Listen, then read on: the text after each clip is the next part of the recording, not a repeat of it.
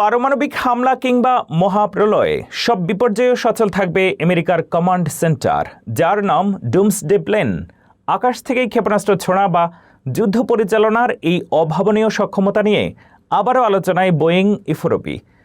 $1300 কোটি নতুন প্রজেক্ট আর 7 দিন টানা ওড়ার ক্ষমতা কি আছে এই বিমানের ভেতরে? কেন একে এয়ারফোর্স ওয়ান থেকেও বেশি শক্তিশালী বলা হয়? ফারজানা আফরোজের রিপোর্টে থাকছে এই রহস্যময় আকাশচারী কমান্ড সেন্টারের আদ্যোপান্ত।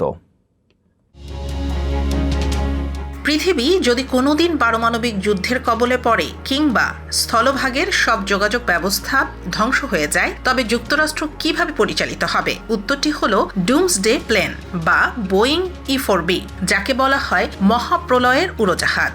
এটি কেবল একটি বিমান নয়, বরং আকাশের বুকে এক দুর্ভেদ্য সামরিক দুর্গ।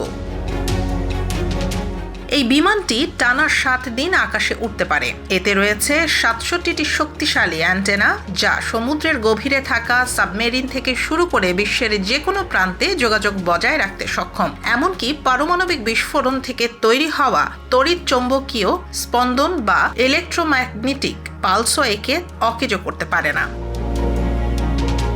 প্রেসিডেন্টের অস্থায়ী কার্যালয় যুদ্ধকালীন পরিস্থিতিতে মার্কিন প্রেসিডেন্ট, প্রতিরক্ষা মন্ত্রী এবং সামরিক প্রধানরা এখান থেকেই যুদ্ধের সব নির্দেশনা দিতে পারেন। এমনকি এখান থেকেই পারমাণবিক ক্ষেপণাস্ত্র উৎক্ষেপণের ক্ষমতাও রাখা হয়েছে। 111 জন ক্রু নিয়ে এই বিমানটি 24 ঘন্টা উড্ডয়নের জন্য প্রস্তুত থাকে।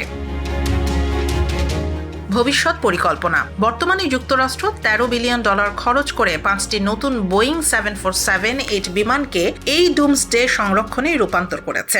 এই নতুন বহর আরও আধুনিক সুরক্ষা ব্যবস্থা এবং সাইবার আক্রমণ প্রতিরোধের সক্ষমতা নিয়ে যুক্ত হতে যাচ্ছে। রাশিয়া ছাড়া বর্তমানে কেবল আমেরিকার কাছেই এই প্রযুক্তির বিমান রয়েছে। এটি সাধারণ এয়ারফোর্স ওয়ান থেকে সম্পূর্ণ আলাদা। ওয়াশিংটনের আকাশে এই বিমানের উপস্থিতি মানেই বিশ্ব রাজনীতিতে বাড়ছে টানটান উত্তেজনা।